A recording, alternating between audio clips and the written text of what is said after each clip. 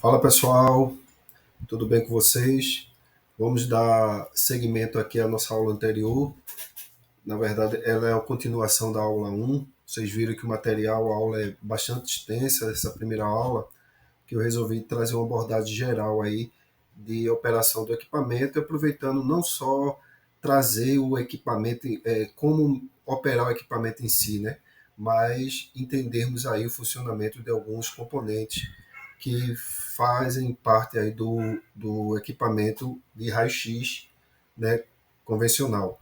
Então, na aula anterior, nós fizemos esse panorama geral, nós conhecemos os tipos de equipamentos e também como funciona dentro do invólucro, né, que compõe aí a ampola de raio-x. E na aula anterior, nós paramos sobre, nós estávamos falando, na verdade, sobre o anodo, né? Opa, deixa eu voltar aqui, desculpa. Opa, arriscou tudo aqui, mas deixa eu voltar aqui.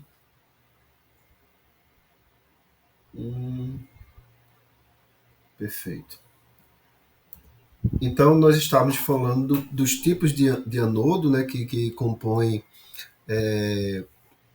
a parte da ampola, né, de raio-x, e nós falamos dos anodos, né, a pista que compõe, né, a forma aonde esses elétrons serão bombardeados, na verdade, quando se deparar aí com o anodo. E aí esse anodo ele pode ser giratório ou pode ser fixo, como nós vimos, né? Os anodos fixos são aqueles utilizados em equipamentos com menor intensidade, com menor poder energético, né? E aí, continuando, nós falamos sobre os anodos de pista simples, que paramos, né, nessa última aula. Na aula 1 nós paramos nesse slide. E dando esse segmento aqui, vimos aqui uma imagem, né, uma figura que mostra essa representação do anodo de pista simples, né, onde nós temos essa vista frontal, compondo aí o corpo metálico do anodo giratório, e essa parte em azul, desculpa, essa parte que está mais externa, né, dentro desse círculo, representa essa pista anódica, né, pista simples anódica, e nessa parte azul nós temos o ponto focal. Essa é uma representação do anodo, né, da peça, do componente propriamente dito. E aí nós temos, dando continuidade, nós temos o anodo de dupla pista, né? Dupla pista separada, que na verdade ele é o anodo que vai possuir aí duas pistas anódicas, né? Só para voltar aqui um pouquinho, vocês viram que essa parte exterior do círculo, né? Do, do corpo giratório do anodo, ele compõe a pista anódica, só tem uma. E no anodo de dupla pista, nós temos, na verdade, aí duas pistas anódicas. Uma representando aí a parte em azul, né, a parte em azul, e a outra representando essa parte mais externa também do componente, né, desse círculo. E essas pistas nós classificamos aí como foco real ou foco grosso. Isso fica melhor para a gente visualizar nessa vista frontal aí do corpo metálico do anodo. Então, duas pistas anódicas representa a pista dupla separada. E nós temos também a pista dupla sobreposta, né? Que é um tipo de anodo que também vai compor aí um dos componentes que representam aí nossa ampola, né? Nossa ampola de raio-x. E como é que está configurado esse anodo de pista dupla sobrepostas? Nós temos aí duas pistas paralelas, como está mostrado aí na nossa figura. Então, nós temos a visão frontal aí do anodo, né, do corpo metálico do anodo, onde as pistas anódicas elas estão paralelas entre si. Então, se vocês observarem na vista lateral, fica melhor para nós visualizarmos onde a sobreposição o próprio nome já está dizendo, né? São pistas reais, focal, sobrepostas. Sobrepostas. Então, existe uma sobreposição aqui, uma sobreposição dessa pista anódica. Perfeito? É, isso aí não é comum, na verdade, não é comum esse assunto serem abordado em cursos, né? Em cursos de técnico, tecnólogo, em radiologia. Então, isso aí é um conteúdo que ele é mais direcionado, ele é mais focado. Como está lá, como eu havia falado para vocês no início, na primeira aula, a gente vai ter que estudar tudo, esperando aí um nível alto da prova, porque os assuntos que estão lá no edital eles são muito genéricos, né? Então eu resolvi trazer essas informações porque faz quando fala de operação e de componentes, né, do equipamento a gente precisa entender tudo, não só a parte externa, né? Eu só seria muito mais fácil só mostrar aqui as partes externas do equipamento, mas nós sabemos que internamente existem componentes bastante importantes que podem ser abordados nas provas também. Então vamos lá, dar seguimento. Como é realizado esse resfriamento do anodo? Então, é preciso realizar o resfriamento do anodo, né? Vocês viram que existe aí uma alta temperatura na hora que esses elétrons são ejetados, né? São chocados aí no alvo, e é importante que haja um resfriamento para não danificar esse material. Então, é um material de alto poder, de alto número atômico para suportar elevadas temperaturas, mas mesmo assim é preciso que haja aí um óleo que realize esse resfriamento interno dos componentes do anodo. Então, esse óleo, ele refrigerado, né, que se chama, ele tem essa função aí de manter o funcionamento adequado dos componentes que realizam esse movimento giratório do anodo para que o alvo, esse equipamento, ele tenha uma vida útil, né, uma vida que dê condição do equipamento realizar vários procedimentos. Uma outra informação também que nós trazemos, que é alguns problemas que podem ocorrer no caso de alguma fissura ou de uma má refrigeração desses equipamentos, né? O óleo o próprio calor, por exemplo, ele pode causar aí alguns problemas. E um deles é a paralisação do rotor. Então, lembra que nós temos anodos fixos e giratórios, né? Estamos falando aqui do anodo giratório.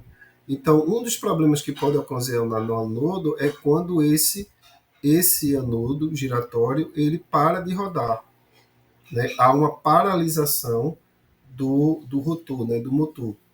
E nesse caso é observado que quando há essa paralisação e essa paralisação ela não é identificada de imediato, logicamente que isso aí é muito mais identificado na hora de uma manutenção preventiva, né, do equipamento. Então, quando esse rotor ele para de movimentar, de girar, há algo que nós chamamos aqui pode ocasionar algumas fissuras e algumas bolhas, né? Algumas bolhas bastante características aqui no rotor, no alvo, né? Na pista anódica, e aí pode danificar essa ampola. Então, é bastante importante que os equipamentos eles passem por manutenções preventivas para evitar esse tipo de problema aí na ampola. Então, avançando aí no nosso conteúdo, nós iremos agora estudar os tipos de mesa, né? Falando aqui de equipamento fixo, né? Aquele equipamento que está lá na sala de raio-x, nós temos algumas configurações de mesa. Então, as mesas elas servem para o quê? Para a realização de exames radiográficos, onde o paciente está posicionado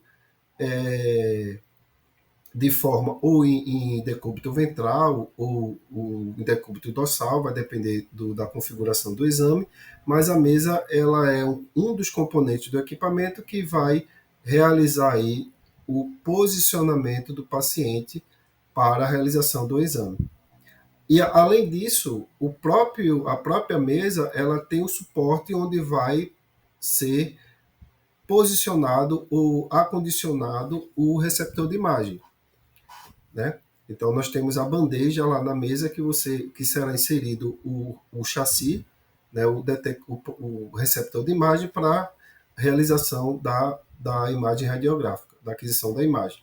Então, algumas questões são importantes, né, na hora de você receber um serviço do técnico de radiologia, assumir o plantão, verificar se a mesa está em bom funcionamento, o equipamento como um todo, mas é importante que haja essa observação, verificar se a mesa está devidamente higienizada, né, se você existe aí algumas secreções, existe alguns fluidos que possam é, causar aí alguma contaminação, tanto para o profissional como para o paciente.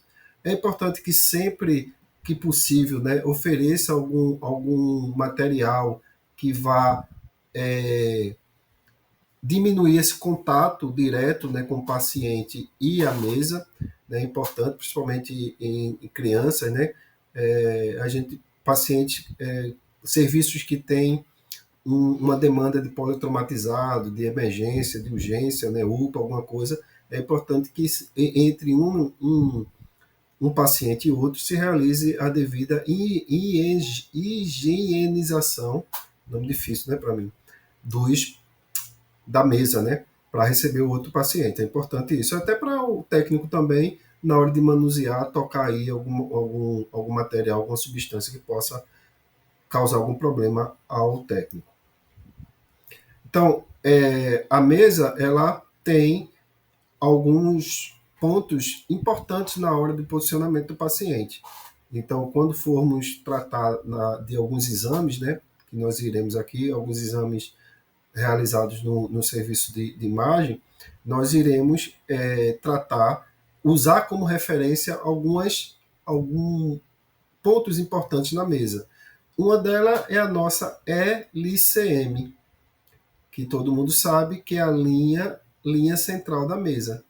Então, é importante que o paciente esteja posicionado, que o raio central ele esteja incidindo exatamente, né, na LCM, que vai representar aí, que vai nos indicar que o raio central está incidindo no meio da mesa.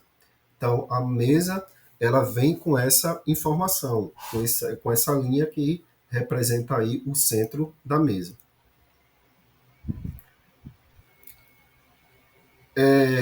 Existem vários tipos de mesa, como eu mostrei, isso vai depender do equipamento, né, da marca, mas existem as mesas que são chamadas mesas fixas, que não tem nenhum movimento, né, o próprio nome já está dizendo.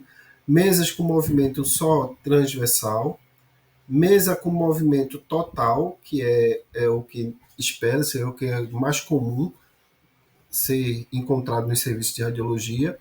Nós temos as mesas de movimento vertical e mesas telecomandadas, que a mesa telecomandada é aquele equipamento que nós chamamos de equipamento telecomandado, onde há o movimento da mesa realizado no painel de controle, né, no painel de comando do equipamento.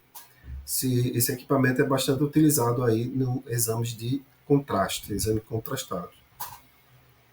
As mesas fixas são alguns modelos, né, elas não têm movimento nenhum, onde o que vai movimentar, na verdade, é a ampola de raio-x, né, o cabeçote que irá realizar as devidas angulações. A mesa ela permanece fixa aí nesse caso.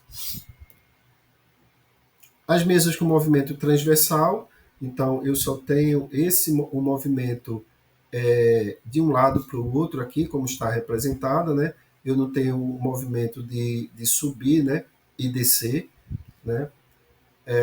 Ela dá uma certa mobilidade, mas aí é importante também que você realiza aí, dependendo do exame, o movimento no paciente, né? Pedir para o paciente subir um pouco mais, descer um pouco mais, dependendo aí do tamanho do paciente, para que você posicione a estrutura devidamente no ponto onde o raio central irá incidir. Aí a mesa, que são as mais comuns, né? Movimento de tanto movimento longitudinal como movimento lateral. Essa mesa ela dá a condição de você estar movimentando o paciente sem necessariamente tocar no paciente, né? Manipular o paciente é importante, principalmente pacientes politraumatizados. E as mesas com movimento vertical, que é aquele movimento que nós chamamos de Trendelenburg, né? Movimento que há a condição de você girar, colocar o paciente aí em ortostase, né? Completamente em pé. Então, essa é um tipo de equipamento que é bastante importante, principalmente para alguns exames dinâmicos, né? Exames de contraste, que precisa que o paciente ele mude de posição para poder realizar o exame. E as mesas telecomandadas, né, que são aquelas mesas que existe um controle, né, tanto na própria mesa, existem botões que vão controlar alguns comandos, como o movimento remoto, né, o movimento através do painel de comando do equipamento. Como eu falei para vocês, na mesa ela tem a bandeja também, né? Além de você posicionar, ser um local que vai ser posicionado o paciente, é um local onde vai estar sendo armazenado o chassi, ou receptor de imagem, como é o nome mais adequado. Então, nesse local será posicionado o receptor de imagem. Vejam que aqui também é importante que existe uma trava para você fixar. É importante que você realize essa fixação, essa trava, né? Utilize a trava para que o chassi ele não se movimente dentro da bandeja e saia da posição do qual você escolheu. Essa bandeja faz um movimento longitudinal também, né? Para cima e para baixo.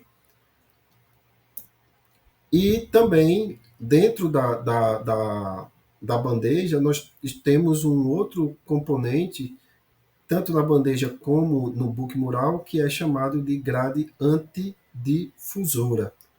A grade antidifusora, ela faz parte do equipamento e ela tem uma função importante aí na hora da aquisição da imagem, que é a grade antidifusora, ela vai filtrar radiações dispersas, radiações de baixa intensidade.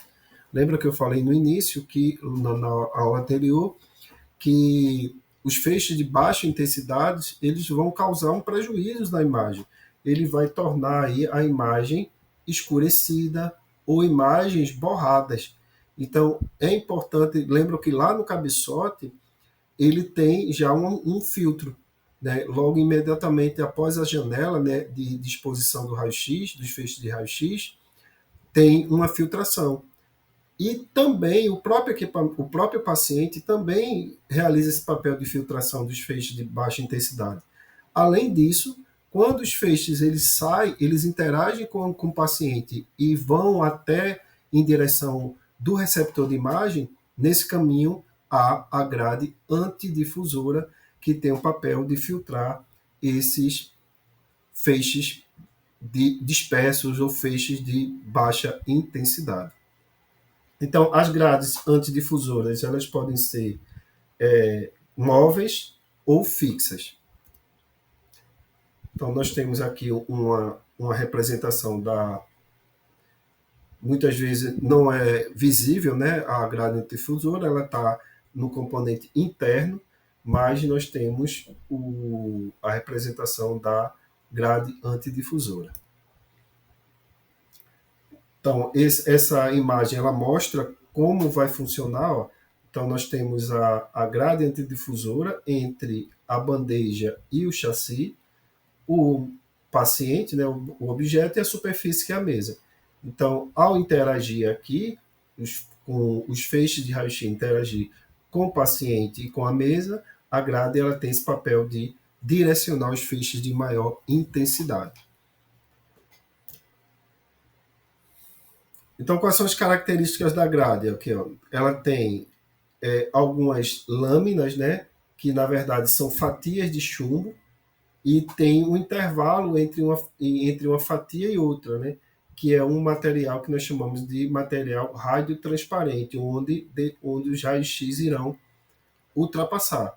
Então, existe aqui uma razão que a gente não vai se ater muito, uma razão entre a altura e largura de cada fatia dessa, mas é importante que essas lâminas, elas, se forem lâminas que têm um movimento, essas lâminas elas podem ser fixas, então elas vão estar aqui, os raios X vão passar aqui nessa posição, alguns vão interagir com a própria fatia de chumbo, outras vão passar, mas quando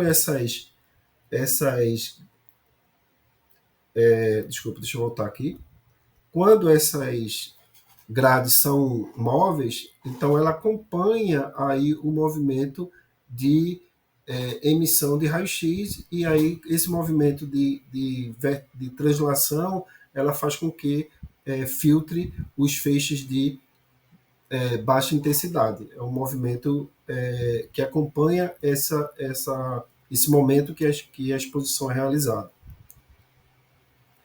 Então, como é que deve ser utilizada? Quando a estrutura medir aí cerca acima de 12 a 14 centímetros de espessura. Lógico, nós não temos esse comando lá no equipamento. Isso já vem dentro aí da estrutura do equipamento. A gente não tem como optar de quando vai ser realizado, mas é importante que nós tenhamos aí esse conhecimento que a gradiente difusora ela deve ser utilizada quando as estruturas elas estão acima, em média acima de 12 a 14 centímetros. Por que é importante isso, professor? Porque alguns exames nós realizamos em cima da mesa, né? Com o chassi acima da mesa. Então, não são todos os exames que são realizados com o chassi em cima da mesa. Você pode realizar uma extremidade, né? Uma radiografia de uma mão, de um pé, até de um joelho, mas estruturas que passam, que têm um diâmetro acima de 12 ou 14 centímetros, elas devem obrigatoriamente o exame ser realizado aí com o chassi dentro da bandeja para que a gradiente difusora realize aí seu trabalho de filtragem dos feixes menos energéticos. Então, existe um outro componente também que nós chamamos de diafragma, que é o limitador de campo, que é o local onde será realizado, colimado, né, como nós falamos, que são realizado aí o local onde vai devidamente os raios-x serão interagidos, né? Então, local que normalmente coincide com a estrutura, mas o local onde os raios mais energéticos irão incidir. Esse mecanismo aí nós chamamos de limitadores de campo, que normalmente nós chamamos de colimação. Então nós temos os limitadores de campo, o diafragma no formato aí, que pode ser no formato ovulado ou num formato triangular, que normalmente nós conhecemos como no formato triangular. Outros limitadores de campos que são utilizados na radiologia são os cones e os cilindros, né? Que são esses tubos metálicos que irá direcionar, né, focalizar o feixe naquela determinada região. Então, esses tubos e esses cones são externos, né, que são colocados na parte externa do equipamento para que haja aí essa centralização dos feixes de raio-x. Então, nós temos vários modelos de cones, né, e pode ser no formato cilíndrico, no formato de cone, utilizado na mamografia, entre outros, né? Então, qual é o papel desses cones? Eles é exatamente limitar aí a área de interesse. Então, nós temos aí uma radiografia de seios da face, onde você só priorizou aí a região de interesse a ser radiografada. Você não, através do cone, você poupou aí regiões que não há necessidade de serem inseridas na imagem. É importante. Porque a colimação realiza isso, realiza, mas na colimação, quando não há o cone, você tem também áreas que foram irradiadas, né, com radiação de menor intensidade. A colimação é importante, mas se você utilizar outros mecanismos, você diminui aí a possibilidade desses feixes interagir com outras regiões. Os colimadores eles são ajustáveis, né? Como já havia colocado aqui para vocês. Nós temos aí uma luz, né? Uma iluminação que vem inerente ao equipamento, onde através dessa iluminação o técnico irá ajustar a área de interesse, a área a ser radiografada. Então, essa aqui é a área será radiografada. Então, você utiliza isso através do ajuste dos colimadores. Aqui nessa outra imagem nós temos aqui algumas informações, né? A imagem não ajudou muito, mas nós temos aqui as lâminas que vão compor essa colimação, que é justamente através dessas lâminas que os feixes de raio-x serão direcionados, serão centralizados, serão filtrados, né, vamos dizer assim também. Então, através dessas lâminas que você direciona o feixe de raio-x. E também nós temos aqui o espelho e algumas lâminas de chumbo. Então, com o colimador, qual é o papel do colimador? Priorizar a área que será radiografada.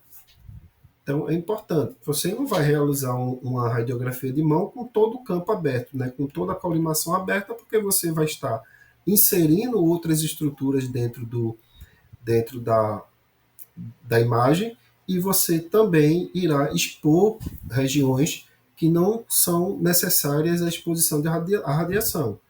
E também você vai contribuir aí para uma imagem que não vai ter uma nitidez adequada, que vai ter borramento, que vai ter sombreamento. Então é importante que você utilize o colimador para ajustar exatamente a área que será radiografada aí nesse momento. É importantíssimo até para poupar outras regiões. Então imagine uma criança, um recém-nascido, que vai realizar uma radiografia de tórax, você deixa todo o campo aberto, você está irradiando aí expondo ao paciente a radiação em outras regiões que não são necessárias no exame de interesse.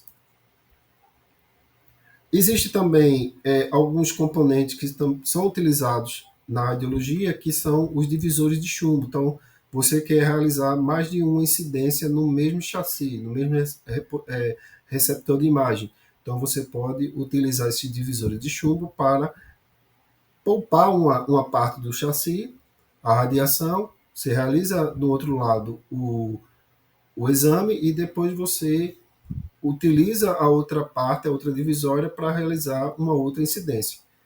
É um equipamento que eu confesso a vocês que eu não pouco visualizei nos serviços, mas que tem aí um papel importante para você, para que se realize mais de uma incidência no único receptor de imagem. Então, nós temos aí os tipos de receptores, né? Que pode ser usado tanto no sistema computadorizado, que é o CR, como no sistema digital, que é o DR, ou no sistema analógico. Mas, normalmente, se utiliza aí no sistema analógico, tá bom? Um outro componente que existe na radiologia, mas que é pouco utilizado, é o espessômetro, né? Que esse equipamento ele dá a capacidade para o técnico medir aí, realizar a medição da espessura da região que está sendo radiografada. Lembra que eu disse a vocês que exames que estruturas com de 12 a 14 centímetros de espessura, elas devem ser realizadas com o chassi dentro do book, da bandeja, né, para serem utilizadas aí a grade antidifusora. Mas como medir isso? Visualmente, a olho nu, normalmente na prática nós fazemos essa inspeção a olho nu. Mas existe um equipamento, que é o espessômetro, que vai realizar aí a medição da estrutura que está sendo radiografada e, a partir daí, realizar a conduta adequada. A mesa de comando, né, que é um outro componente importante dentro da sala de raio-x, né, raio-x fixo, né. Então, ela é o local onde o técnico irá realizar exatamente aí o exame radiográfico. Então, ela existe vários modelos, eu vou apresentar aqui só um exemplo para vocês de mesa de comando, mas que é importante que o que a gente saiba, né, para levar para a nossa prova, é que essas mesas de comando elas podem ser divididas em dois tipos. A primeira é analógica, é do tipo analógico, deixa eu colocar aqui, e a segunda é digital. Equipamentos mais antigos existe aí essa configuração analógica, onde você precisa girar, rotacionar o botão para poder acionar o raio-x, você tem que pressionar e segurar. Então, hoje, os equipamentos eles têm uma configuração muito mais digital do que essa configuração analógica que estavam presentes aí nos equipamentos mais antigos, né? Equipamentos que tem aí existe serviço que ainda você vai encontrar equipamentos com essa configuração, mas normalmente equipamentos de 10, 15 anos para cá, a configuração é mais digital, né? Então esses são os exemplos, né, de equipamentos analógicos. Então você tem que ir lá, rodar o botão, aqui você tem que girar a chave, sentido horário, sentido anti-horário. Um outro modelo aqui de painel de mesa com botões analógicos, mais uma vez não é o comum de se encontrar aí nos equipamentos, mas porventura você pode encontrar um ou outro. Essa é o que normalmente se encontra, essa configuração, né, de mesas digitais, né, com informações, né, que você consegue ajustar digitalmente, tem uma telinha ali que você vai visualizar o MA vai visualizar o KV, deixa eu colocar aqui.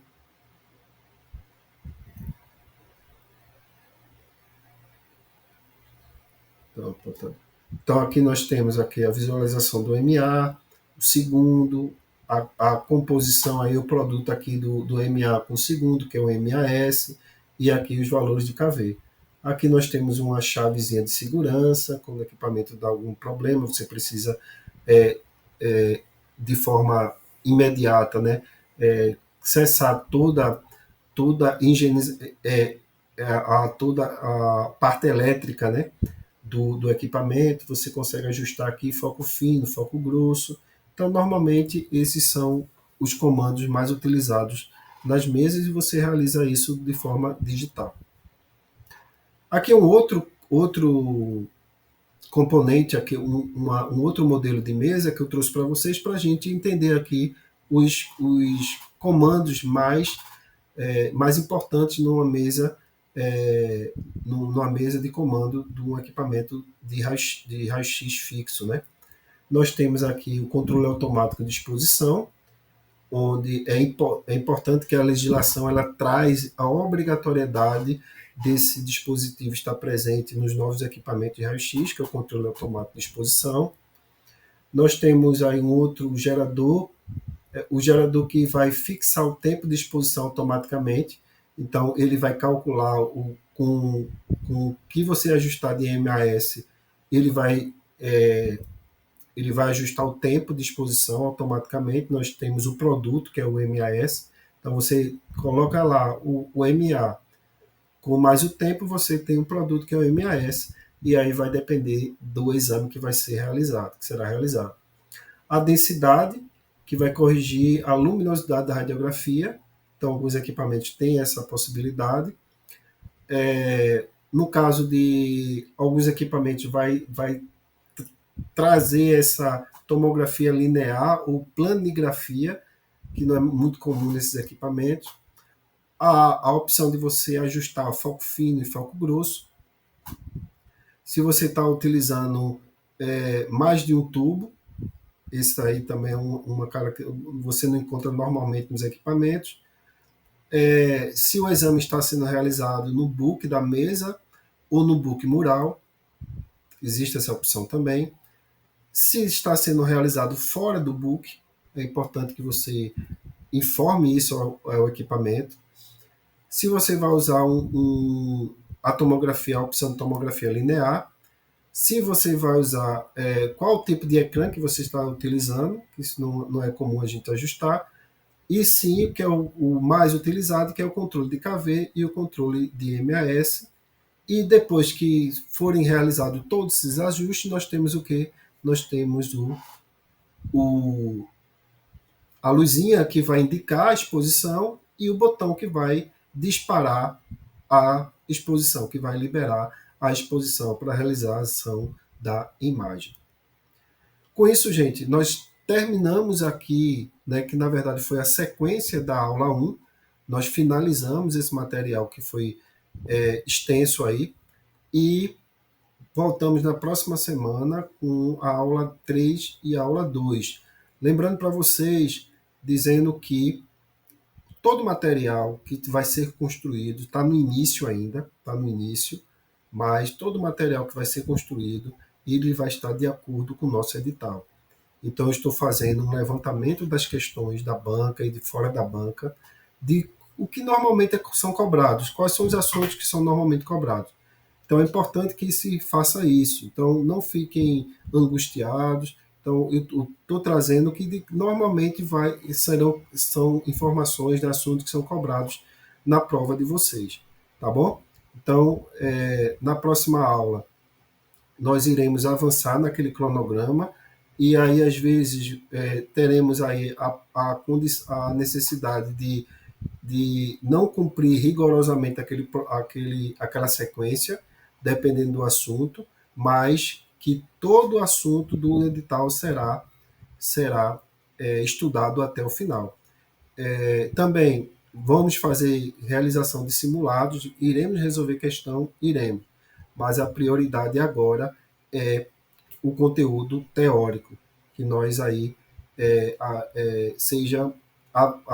tenha aí um avanço maior no conteúdo teórico para depois nós trabalharmos com questões. Então, é importante que se realize as questões depois que você tiver o embasamento teórico. Tá ok, pessoal? Então, até a próxima aula. Até mais. Fala, pessoal. Tudo bem com vocês? Vamos dar seguimento aqui à nossa aula anterior. Na verdade, ela é a continuação da aula 1. Vocês viram que o material, a aula é bastante extensa, essa primeira aula, que eu resolvi trazer uma abordagem geral aí de operação do equipamento, aproveitando não só trazer o equipamento, como operar o equipamento em si, né? Mas entendermos aí o funcionamento de alguns componentes que fazem parte aí do equipamento de raio-x, né, convencional. Então, na aula anterior, nós fizemos esse panorama geral, nós conhecemos os tipos de equipamentos e também como funciona dentro do invólucro, né, que compõe aí a ampola de raio-x. E na aula anterior, nós paramos nós estávamos falando, na verdade, sobre o anodo, né? Opa, deixa eu voltar aqui, desculpa. Opa, arriscou tudo aqui, mas deixa eu voltar aqui.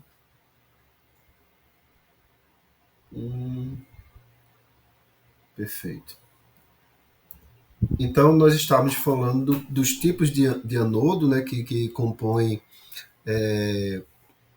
a parte da ampola, né, de raio-x, e nós falamos dos anodos, né, a pista que compõe, né, a forma aonde esses elétrons serão serão bombardeados, na verdade, quando se deparar aí com o anodo. E aí esse anodo ele pode ser giratório ou pode ser fixo, como nós vimos, né? Os anodos fixos são aqueles utilizados em equipamentos com menor intensidade, com menor poder energético, né? E aí, continuando, nós falamos sobre os anodos de pista simples, que paramos, né, nessa última aula. Na aula 1 nós paramos nesse slide. E dando esse segmento aqui, vimos aqui uma imagem, né, uma figura que mostra essa representação do anodo de pista simples, né, onde nós temos essa vista frontal, compondo aí o corpo metálico do anodo giratório, e essa parte em azul, desculpa, essa parte que está mais externa, né, dentro desse círculo, representa essa pista anódica, né, pista simples anódica, e nessa parte azul nós temos o ponto focal. Essa é uma representação do anodo, né, da peça, do componente propriamente dito. E aí nós temos, dando continuidade, nós temos o anodo de dupla pista, né? Dupla pista separada, que na verdade ele é o anodo que vai possuir aí duas pistas anódicas, né? Só para voltar aqui um pouquinho, vocês viram que essa parte exterior do círculo, né? Do corpo giratório do anodo, ele compõe a pista anódica, só tem uma. E no anodo de dupla pista, nós temos, na verdade, aí duas pistas anódicas. Uma representando aí a parte em azul, né, a parte em azul, e a outra representando essa parte mais externa também do componente, né, desse círculo. E essas pistas nós classificamos aí como foco real ou foco grosso. Isso fica melhor para a gente visualizar nessa vista frontal aí do corpo metálico do anodo. Então, duas pistas anódicas representam a pista dupla separada. E nós temos também a pista dupla sobreposta, né? Que é um tipo de anodo que também vai compor aí um dos componentes que representam aí nossa ampola, né? Nossa ampola de raio-x. E como é que está configurado esse anodo de pista dupla sobrepostas? Nós temos aí duas pistas paralelas, como está mostrado aí na nossa figura. Então, nós temos a visão frontal aí do anodo, né, do corpo metálico do anodo, onde as pistas anódicas elas estão paralelas entre si. Então, se vocês observarem na vista lateral, fica melhor para nós visualizarmos onde a sobreposição, o próprio nome já está dizendo, né? São pistas reais, focal, sobrepostas.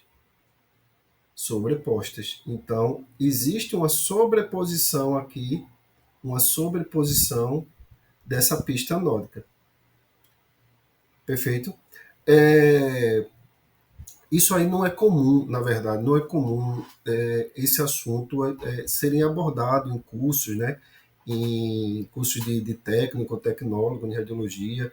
Então, isso aí é um conteúdo que ele é mais direcionado, ele é mais focado.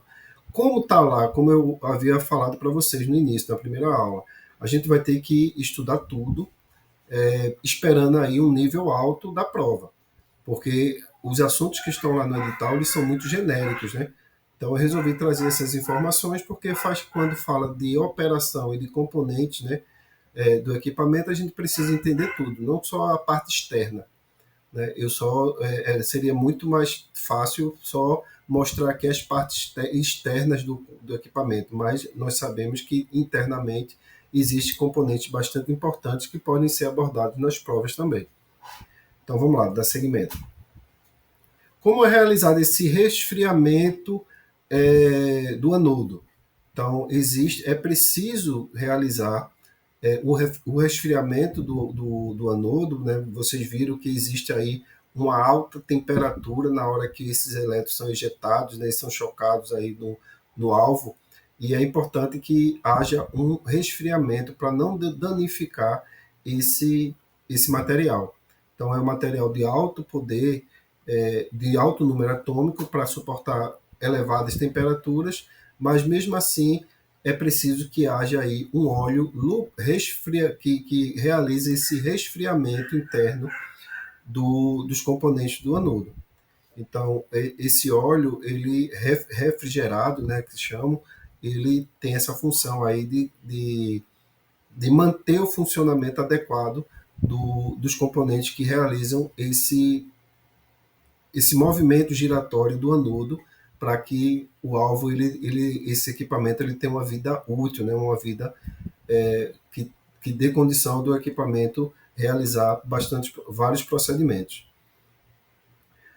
Uma outra informação também que nós trazemos, que é alguns problemas que podem ocorrer no caso de alguma fissura ou de uma má refrigeração desses equipamentos, né? O próprio calor, por exemplo, ele pode causar aí alguns problemas. E um deles é a paralisação do rotor.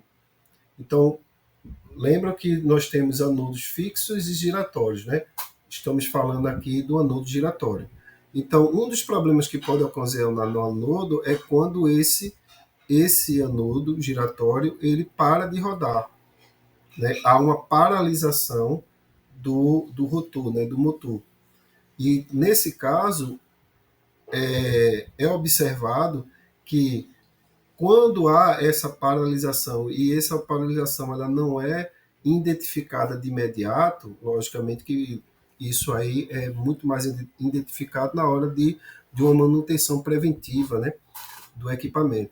Então, quando esse rotor ele para de movimentar, de girar, há algo que nós chamamos aqui pode ocasionar algumas fissuras e algumas bolhas, né? Algumas bolhas bastante características aqui no rotor, no alvo, né? Na pista anódica, e aí pode danificar essa ampola.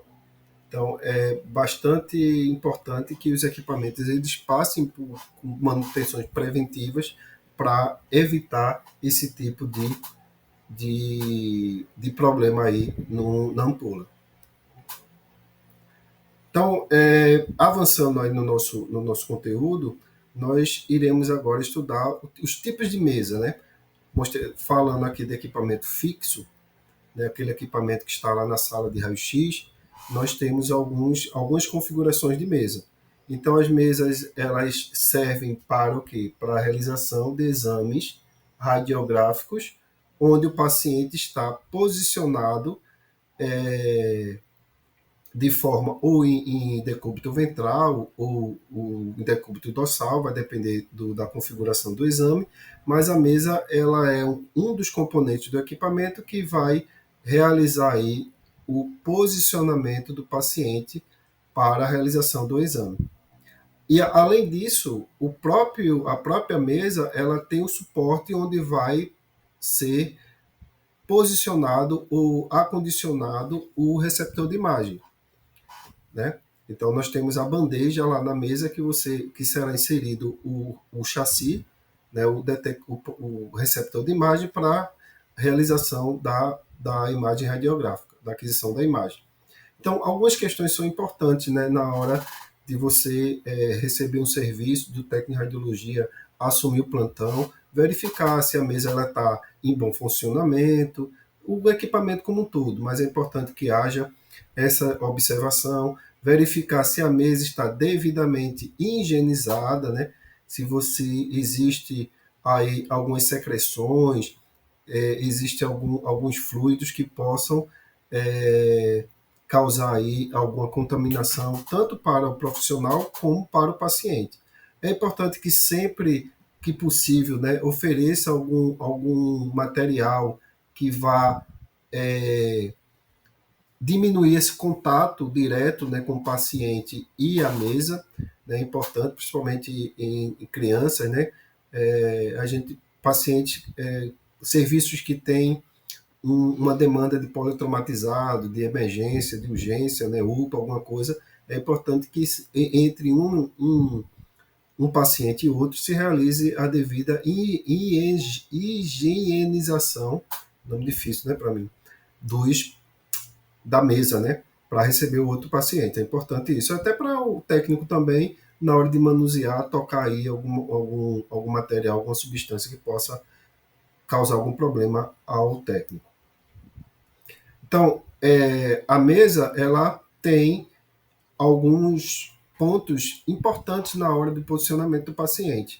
Então, quando formos tratar de alguns exames, né, que nós iremos aqui, alguns exames realizados no serviço de imagem, nós iremos tratar, usar como referência alguns pontos importantes na mesa. Uma delas é a nossa LCM, que todo mundo sabe que é a linha central da mesa. Então, é importante que o paciente esteja posicionado, que o raio central ele esteja incidindo exatamente, né, na LCM, que vai representar aí, que vai nos indicar que o raio central está incidindo no meio da mesa. Então, a mesa ela vem com essa informação, com essa linha que representa aí o centro da mesa.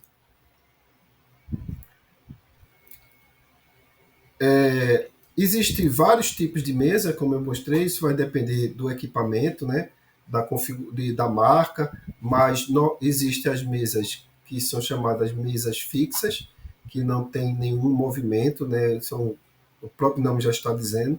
Mesas com movimento só transversal, mesa com movimento total, que é o que espera-se, é o que é mais comum ser encontrado nos serviços de radiologia. Nós temos as mesas de movimento vertical e mesas telecomandadas, que a mesa telecomandada é aquele equipamento que nós chamamos de equipamento telecomandado, onde há o movimento da mesa realizado no painel de controle, né, no painel de comando do equipamento. Esse equipamento é bastante utilizado aí no exames de contraste, exame contrastado. As mesas fixas são alguns modelos, né, elas não têm movimento nenhum, onde o que vai movimentar, na verdade, é a ampola de raio-x, né, o cabeçote que irá realizar as devidas angulações. A mesa, ela permanece fixa aí nesse caso. As mesas com movimento transversal, então eu só tenho o movimento de um lado para o outro aqui, como está representada, né? Eu não tenho o movimento de subir, né, e descer, né? Ela dá uma certa mobilidade, mas aí é importante também que você realiza aí, dependendo do exame, o movimento no paciente, né? Pedir para o paciente subir um pouco mais, descer um pouco mais, dependendo aí do tamanho do paciente, para que você posicione a estrutura devidamente no ponto onde o raio central irá incidir. Aí a mesa, que são as mais comuns, né? Tanto movimento longitudinal como movimento lateral. Essa mesa ela dá a condição de você estar movimentando o paciente sem necessariamente tocar no paciente, né? Manipular o paciente é importante, principalmente pacientes politraumatizados. E as mesas com movimento vertical, que é aquele movimento que nós chamamos de Trendelenburg, né? Movimento que há a condição de você colocar o paciente aí em ortostase, né? Completamente em pé. Então, essa é um tipo de equipamento que é bastante importante, principalmente para alguns exames dinâmicos, né? Exames de contraste, que precisa que o paciente ele mude de posição para poder realizar o exame. E as mesas telecomandadas, né, que são aquelas mesas que existe um controle, né, tanto na própria mesa, existem botões que vão controlar alguns comandos, como o movimento remoto, né, o movimento através do painel de comando do equipamento. como eu falei para vocês, na mesa ela tem a bandeja também, né? Além de você posicionar, ser um local que vai ser posicionado o paciente, é um local onde vai estar sendo armazenado o chassi, ou receptor de imagem, como é o nome mais adequado. Então, nesse local será posicionado o receptor de imagem. Vejam que aqui também é importante que existe uma trava para você fixar. É importante que você realize essa fixação, essa trava, né? Utilize a trava para que o chassi ele não se movimente dentro da bandeja e saia da posição do qual você escolheu. Essa bandeja faz um movimento longitudinal também, né? Para cima e para baixo. E também, dentro da bandeja, nós temos um outro componente, tanto na bandeja como no book mural, que é chamado de grade antidifusora.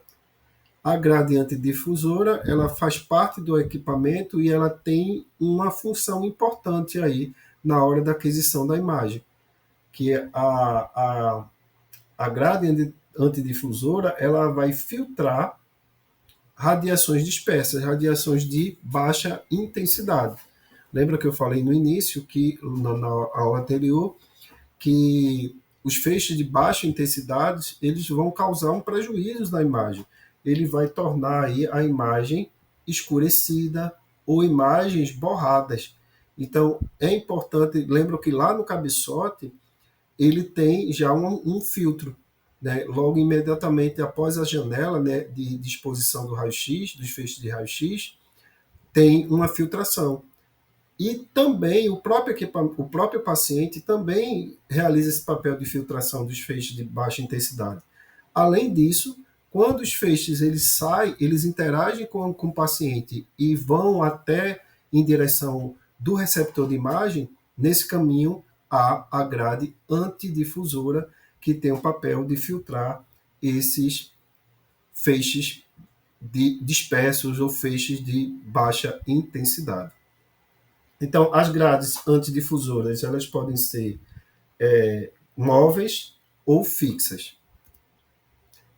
Então, nós temos aqui uma representação muitas vezes não é visível, né? A grade antidifusora, ela está no componente interno, mas nós temos a representação da grade antidifusora. Então, essa imagem ela mostra como vai funcionar. Ó. Então, nós temos a grade antidifusora entre a bandeja e o chassi, o paciente, né, o objeto e a superfície que é a mesa. Então, ao interagir aqui, com os feixes de raio-x interagir com o paciente e com a mesa, a grade ela tem esse papel de direcionar os feixes de maior intensidade. Então, quais são as características da grade? Aqui, ó. Ela tem algumas lâminas, né, que na verdade são fatias de chumbo, e tem um intervalo entre uma fatia e outra, né, que é um material que nós chamamos de material radiotransparente, onde os raios-x irão ultrapassar. Então, existe aqui uma razão que a gente não vai se ater muito, uma razão entre a altura e largura de cada fatia dessa, mas é importante que essas lâminas, elas, se forem lâminas que têm um movimento, essas lâminas elas podem ser fixas, então elas vão estar aqui, os raios X vão passar aqui nessa posição, alguns vão interagir com a própria fatia de chumbo, outras vão passar, mas quando desculpa, deixa eu voltar aqui. Quando essas grades são móveis, então ela acompanha aí o movimento de emissão de raio-x, e aí esse movimento de translação ela faz com que filtre os feixes de baixa intensidade. É um movimento que acompanha esse momento que a exposição é realizada. Então, como é que deve ser utilizada? Quando a estrutura medir aí cerca acima de 12 a 14 centímetros de espessura. Lógico, nós não temos esse comando lá no equipamento. Isso já vem dentro aí da estrutura do equipamento. A gente não tem como optar de quando vai ser realizado, mas é importante que nós tenhamos aí esse conhecimento que a gradiente difusora ela deve ser utilizada quando, quando as estruturas elas estão acima, em média acima de 12 a 14 centímetros. Por que é importante isso, professor? Porque alguns exames nós realizamos em cima da mesa, né? Com o chassi acima da mesa.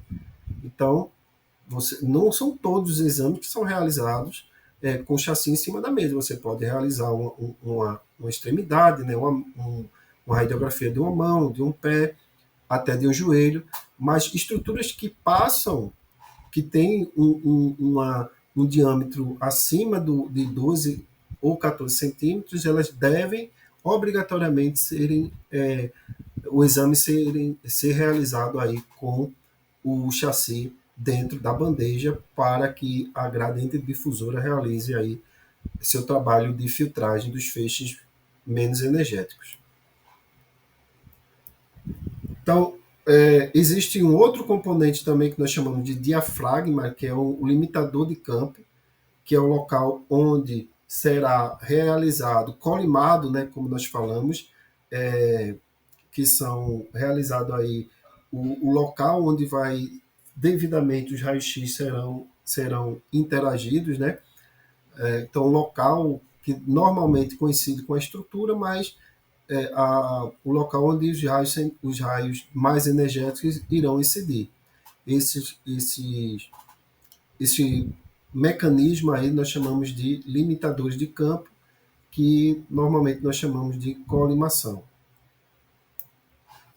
Então nós temos os limitadores de campo, o diafragma no formato aí, que pode ser no formato ovulado ou num formato triangular, que normalmente nós conhecemos como no formato triangular. Outros limitadores de campos que são utilizados na radiologia são os cones e os cilindros, né? Que são esses tubos metálicos que irá direcionar, né, focalizar o feixe naquela determinada região. Então, esses tubos e esses cones são externos, né, que são colocados na parte externa do equipamento para que haja aí essa centralização dos feixes de raio-x. Então, nós temos vários modelos de tubo, de cones, né, e pode ser no formato cilíndrico, no formato de cone, utilizado na mamografia, entre outros, né? Então, qual é o papel desses cones? Eles é exatamente limitar aí a área de interesse. Então, nós temos aí uma radiografia de seios da face, onde você só priorizou aí a região de interesse a ser radiografada. Você não, através do cone, você poupou aí regiões que não há necessidade de serem inseridas na imagem. É importante. Porque a colimação realiza, mas na colimação, quando não há o cone, você tem também áreas que foram irradiadas, né, com radiação de menor intensidade. A colimação é importante, mas se você utilizar outros mecanismos, você diminui aí a possibilidade desses feixes interagir com outras regiões. Os colimadores eles são ajustáveis, né? Como já havia colocado aqui para vocês. Nós temos aí uma luz, né? Uma iluminação que vem inerente ao equipamento, onde através dessa iluminação o técnico irá ajustar a área de interesse, a área a ser radiografada. Então, essa aqui é a área será radiografada. Então, você utiliza isso através do ajuste dos colimadores. Aqui nessa outra imagem nós temos aqui algumas informações, né? A imagem não ajudou muito, mas nós temos aqui as lâminas que vão compor essa colimação, que é justamente através dessas lâminas que os feixes de raio-x serão direcionados, serão centralizados, serão filtrados, né, vamos dizer assim também. Então, através dessas lâminas que você direciona o feixe de raio-x. E também nós temos aqui o espelho e algumas lâminas de chumbo. Então, com o colimador, qual é o papel do colimador? Priorizar a área que será radiografada. Então, é importante. Você não vai realizar uma radiografia de mão com todo o campo aberto, né? Com toda a colimação aberta, porque você vai estar inserindo outras estruturas dentro da imagem e você também irá expor regiões que não são necessárias à exposição à radiação. E também você vai contribuir aí para uma imagem que não vai ter uma nitidez adequada, que vai ter borramento, que vai ter sombreamento. Então é importante que você utilize o colimador para ajustar exatamente a área que será radiografada aí nesse momento. É importantíssimo até para poupar outras regiões. Então imagine uma criança, um recém-nascido, que vai realizar uma radiografia de tórax, você deixa todo o campo aberto, você está irradiando aí expondo ao paciente a radiação em outras regiões que não são necessárias no exame de interesse. Existe também alguns componentes que são utilizados na radiologia, que são os divisores de chumbo. Então, você quer realizar mais de uma incidência no mesmo chassi, no mesmo receptor de imagem. Então, você pode utilizar esses divisores de chumbo para poupar uma parte do chassi, a radiação, você realiza do outro lado o exame e depois você utiliza a outra parte, a outra divisória, para realizar uma outra incidência. É um equipamento que eu confesso a vocês que eu não pouco visualizei nos serviços, mas que tem aí um papel importante para você, para que se realize mais de uma incidência no único receptor de imagem. Então, nós temos aí os tipos de receptores, né? Que pode ser usado tanto no sistema computadorizado, que é o CR, como no sistema digital, que é o DR, ou no sistema analógico. Mas, normalmente, se utiliza aí no sistema analógico, tá bom? Um outro componente que existe na radiologia, mas que é pouco utilizado, é o espessômetro, né? Que esse equipamento ele dá a capacidade para o técnico medir aí, realizar a medição da espessura da região que está sendo radiografada. Lembra que eu disse a vocês que exames que estruturas de 12 a 14 centímetros de espessura, elas devem ser realizadas com o chassi dentro do book, da bandeja, né, para serem utilizadas aí a gradiente difusora.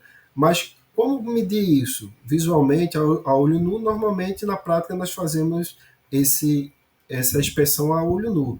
Mas existe um equipamento, que é o espessômetro, que vai realizar aí a medição da estrutura que está sendo radiografada e, a partir daí, realizar a conduta adequada.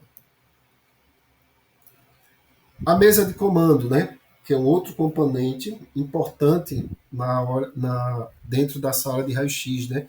Raio-x fixo, né? Então, ela é o local onde o técnico irá realizar exatamente aí o exame radiográfico. Então, ela existe vários modelos, eu vou apresentar aqui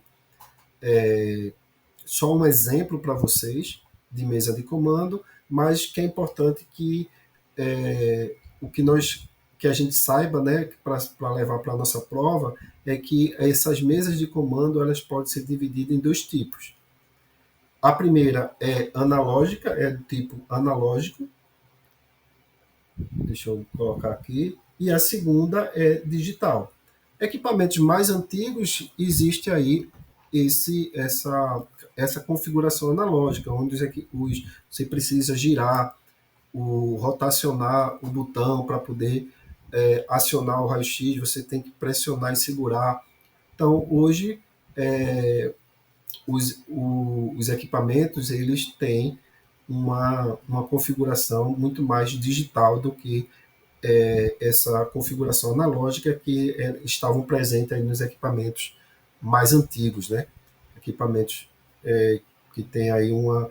Existe serviço que ainda você vai encontrar equipamentos com essa configuração, mas normalmente, equipamentos de 10, 15 anos para cá, a configuração é mais digital, né?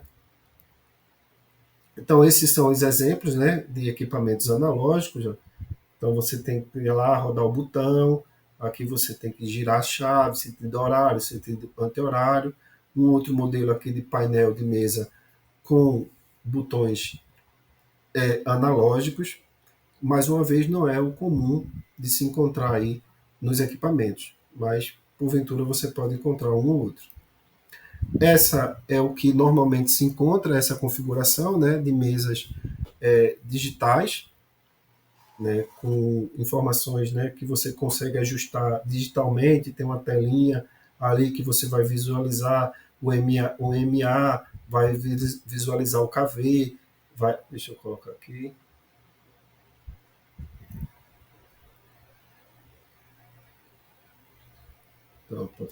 Então, aqui nós temos aqui a visualização do MA, o segundo, a composição, aí o produto aqui do MA com o segundo, que é o MAS, e aqui os valores de KV. Aqui nós temos uma chavezinha de segurança, quando o equipamento dá algum problema, você precisa, de forma imediata, né, cessar toda toda a parte elétrica, né, do equipamento, você consegue ajustar aqui foco fino, foco grosso. Então, normalmente, esses são os comandos mais utilizados nas mesas e você realiza isso de forma digital. Aqui é um outro componente, aqui um outro modelo de mesa que eu trouxe para vocês para a gente entender aqui os comandos mais importantes numa mesa de comando de um equipamento de raio-x fixo, né? Nós temos aqui o controle automático de exposição, onde é importante que a legislação ela traz a obrigatoriedade desse dispositivo estar presente nos novos equipamentos de raio-x, que é o controle automático de exposição. Nós temos aí um outro gerador, o gerador que vai fixar o tempo de exposição automaticamente. Então, ele vai calcular com o que você ajustar de MAS, ele vai ajustar o tempo de exposição automaticamente. Nós temos o produto, que é o MAS. Então, você coloca lá o MA, com mais o tempo, você tem um produto, que é o MAS, e aí vai depender do exame que será realizado. A densidade, que vai corrigir a luminosidade da radiografia. Então, alguns equipamentos têm essa possibilidade. No caso de alguns equipamentos, vai trazer essa tomografia linear ou planigrafia, que não é muito comum nesses equipamentos. A opção de você ajustar foco fino e foco grosso.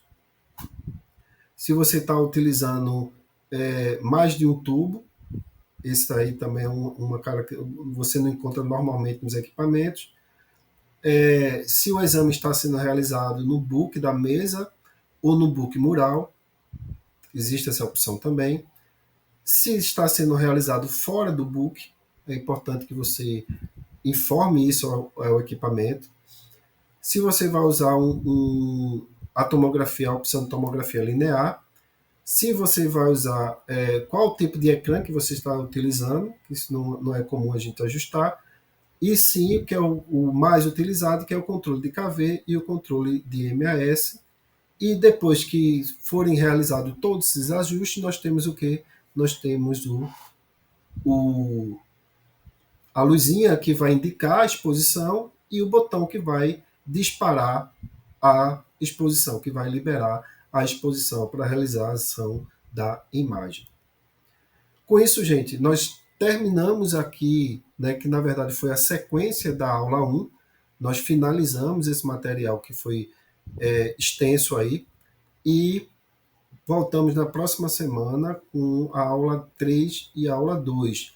Lembrando para vocês, dizendo que todo o material que vai ser construído está no início ainda, está no início, mas todo o material que vai ser construído, ele vai estar de acordo com o nosso edital. Então, eu estou fazendo um levantamento das questões da banca e de fora da banca, de o que normalmente são cobrados, quais são os assuntos que são normalmente cobrados. Então, é importante que se faça isso. Então, não fiquem angustiados. Então, eu estou trazendo que normalmente são informações de assuntos que são cobrados na prova de vocês, tá bom? Então, na próxima aula, nós iremos avançar naquele cronograma e aí às vezes teremos aí a necessidade de não cumprir rigorosamente aquela sequência, dependendo do assunto, mas que todo o assunto do edital será estudado até o final.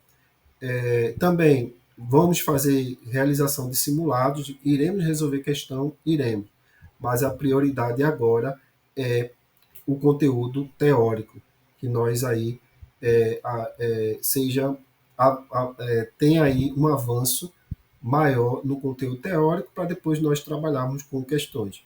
Então, é importante que se realize as questões depois que você tiver o embasamento teórico. Tá ok, pessoal? Então, até a próxima aula. Até mais.